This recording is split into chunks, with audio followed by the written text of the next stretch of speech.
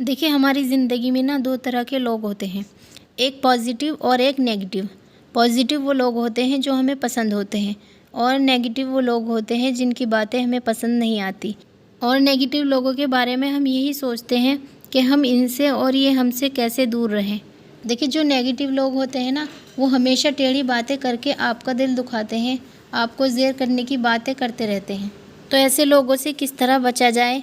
कुछ लोग कहते हैं कि इनसे दूरी बनाकर रखें, कुछ लोग कहते हैं कि इनसे रिश्ता ख़त्म कर दें, कुछ लोग कहते हैं कि इनके पास बैठना, इनसे मिलना, इनसे बात करना बंद कर दें। जहाँ वो लोग मौजूद हों उस जगह पर ना जाएं, बल्कि वो जगह छोड़ दें।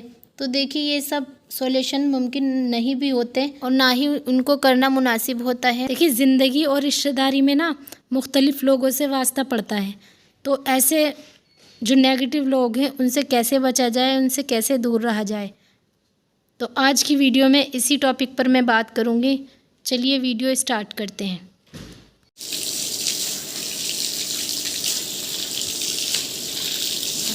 देखिए, मिट्टी हो रही है ना।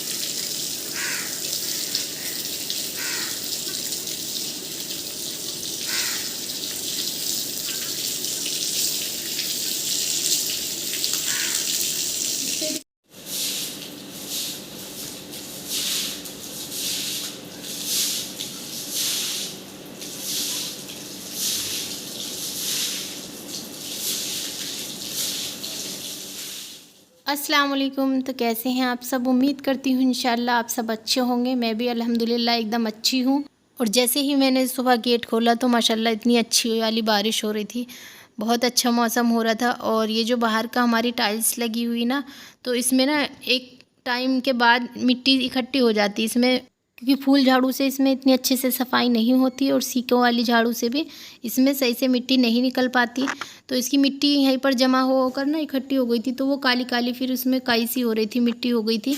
तो मैंने सोचा ये मिट्टी, जब रात में बारिश हुई थी ना, तो पूरी रात से ये फूल गई थी, मतलब मिट्टी अच्छी खासी, ज़्यादा इसमें मेहनत करने की ज़रूरत नहीं थी। तो मैंने बुरुश लिया, मैंने क्या किया, बुरुश लेके अच्छे से रगड़ रगड़ के पूरी जितनी भी मिट्टी थी सबको साफ़ कर दिया, क्योंकि इसमें ज़्यादा मेहनत की ज़रूरत थी नहीं। अगर मैं इसको वैसे धोती ना तो उसमें ज़्यादा मेहनत लगती थी, क्योंकि ये फूली भी नहीं होती, ये मिट्टी इसके अंदर जम जाती। और अब बारिश से फूल गई थी तो मैंने इसको धो दिया और मेहनत भी कम लगी। फिर भी इसमें 1.5 से 2 घंटे लग गए थे मेरे, क्योंकि मैंने बाहर वाला सहन सभी तो पूरा धोया था। मैंने जीने से भी थोड़ी सी काई हो गई थी, क्योंकि बारिश का मौसम है, आपको पता ही है। तो वो जगह जब खुली जगह होती तो वहाँ पर हो ही जाती। तो मैंने उसको फिर साफ़ किया और साफ़ करने के बाद ना माशाल्लाह एकदम चमक गई थी, बहुत ही अच्छी लग रही थी, आपने देखा होगा बाद में। और सफाई करने के बाद ना जो सुकून मिलता है ना, वो किसी चीज़ में नहीं मिलता। घर जब साफ़ हो जाता ना तो उसमें बहुत सुकून मिलता। तो बस मेरा जितना भी बाहर से था मैंने साफ़ कर दिया अच्छे से। और 1.5-2 घंटे मैंने बारिश में भीग के ये काम किया है। लेकिन कोई बात नहीं, अब इसकी ना 2-3 महीने तक एकदम सफाई दिखती रहेगी, मतलब इसमें मिट्टी विट्टी कोई जमा नहीं होगी। फिर उसके बाद मैं आ गई हूँ अंदर की सफाई करने के लिए। बच्चों को भेज दिया है मैंने नहाने के लिए, बच्चे गए हुए हैं। तो अब मैं अंदर की झाड़ू लगा रही हूँ। अंदर की झाड़ू लगाने के बाद मैं खाना बनाऊँगी। खाने में आज ज़्यादा कुछ नहीं, मैं आलू वाले चावल बनाऊँगी। और आप ये कपड़े देख रहे होंगे, ये कपड़े ना मैंने कल शाम को धोए थे, बच्चों की यूनिफॉर्म वगैरह थी, मशीन लगाई थी मैंने, पिछले व्लॉग में आपने देखा होगा। तो जैसे ही मेरे कल शाम को कपड़े धुलकर तैयार हुए थे, फ़ौरन से बारिश आना शुरू हो गई थी, तो मैंने इनको अंदर डाल दिया था। मैंने ना यहाँ का पंखा चला दिया था। और गर्मियों के हल्के कपड़े होते हैं तो वो सूख जाते हैं, लेकिन एक ना अजीब सी एक आने लगती कपड़ों के अंदर से स्मेल सी बरसात में। इस मौसम में जो बारिश वाला मौसम होता है ना, तो ये इसके अंदर अगर धूप में नहीं सूखते कपड़े तो स्मेल आने लगती है। लेकिन क्या करें, अभी तो डले हुए हैं, जैसे इंशाल्लाह धूप निकलेगी। अभी लग रहा है ऐसी मौसम, क्योंकि बारिश रुक गई। आपने देखा होगा बाहर मैंने धोया है बाहर से पूरा, तो बारिश तो रुक गई थी, लेकिन धूप होगी तो तब इनको ऊपर डालूंगी। ऐसे तो मैं इनको फोल्ड करके नहीं रख सकती, प्रेस नहीं कर सकती। तो चलिए चलते हैं अपने टॉपिक की तरफ। Let's move to the topic. तो आज का हमारा टॉपिक है कि नेगेटिव लोगों से कैसे बचा जाए, टॉक्सिक लोगों से कैसे बचा जाए। तो देखिए, ज़िंदगी और रिश्तेदारी में ना मुख्तलिफ लोगों से वास्ता पड़ता है। कुछ लोग हमें हंसी, सुकून और हौसला देते हैं, जबकि कुछ लोग हसद, बुग़्ज़ और मनफी सोच और बदतमीज़ी के ज़रिए हमारा जीना हराम कर देते हैं और हमारे दिलो दिमाग को परेशान कर देते हैं। और ऐसे बुरे, बदतमीज़ और नेगेटिव लोगों से बचने के लिए ना हमारे दिलो दिमाग के लिए ज़रूरी है, बल्कि दीन और अखलाक के हिसाब से भी इम्पोर्टेंट है। तो इनसे बचने के लिए आपको करना ये है कि आप इनको अपनी ज़िंदगी में अहमियत देना बंद कर दें।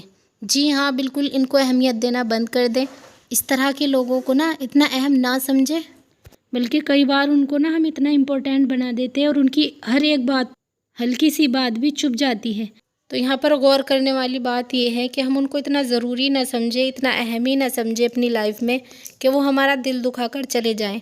हम उनको अगर अपनी लाइफ में इतना ज़रूरी समझेंगे, इतना उनको तवज्जो देंगे, तो वो और ज़्यादा आपको परेशान करने की कोशिश करेंगे, आपका दिल दुखाने की कोशिश करेंगे। तो भाई ऐसे लोगों को हमें अपनी ज़िंदगी में अहम समझना ही नहीं है, उन्हें इतनी अपनी लाइफ में इम्पोर्टेंस देनी ही नहीं है कि कोई भी आए और हमारा दिल दुखाकर चला जाए। दूसरी बात ये है कि जो लोग आपको नीचा दिखाने की कोशिश करते हैं, आपका दिल दुखाने की कोशिश करते हैं, बार बार आपका दिल दुखाते हैं, तो ऐसे लोगों से आपको कोई भी उम्मीद, कोई भी एक्सपेक्टेशन नहीं रखनी कि फ़लाँ हमारा रिश्तेदार, फ़लाँ हमारा दोस्त या फ़लाँ हमारा पड़ोसी कोई भी हमारा हाल पूछे, हमारा ये काम कर दे, हमारे इस काम आ जाए, या हमारे बुरे हालात में हमारे साथ रहे।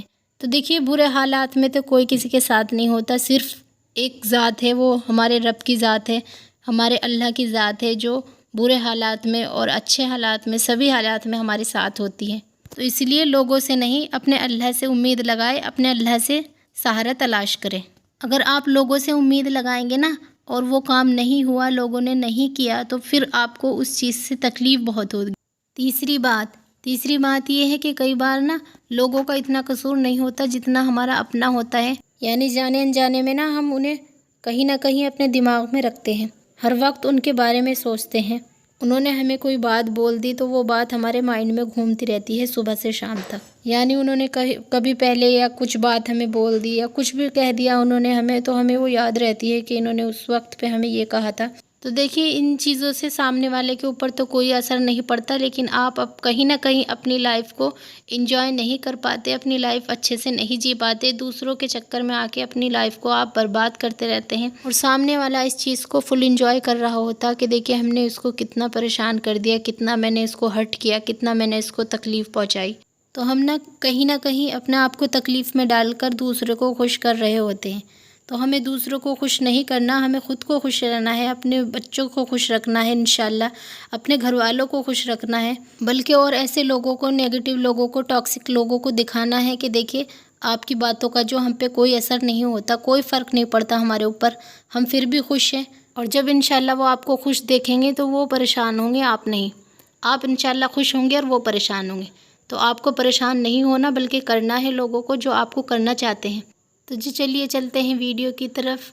तो खिचड़ी मैंने आपसे बताया था कि मैंने खिचड़ी बनाई थी खाने में, और अब हो रहे हैं 4 बजे के करीब। नमाज़ मैंने पढ़ ली थी और थोड़ी देर के लिए लेट गए थे हम, क्योंकि अच्छा मौसम हो रहा था, ठंडा मौसम हो रहा था, तो बच्चे भी लेट गए थे, मैं भी लेट गई थी। अब मैं उठी हूँ तो बच्चे कहने लगे कि अम्मी जान इतने अच्छा मौसम हुआ है तो आप पकौड़े बना ले आलू के।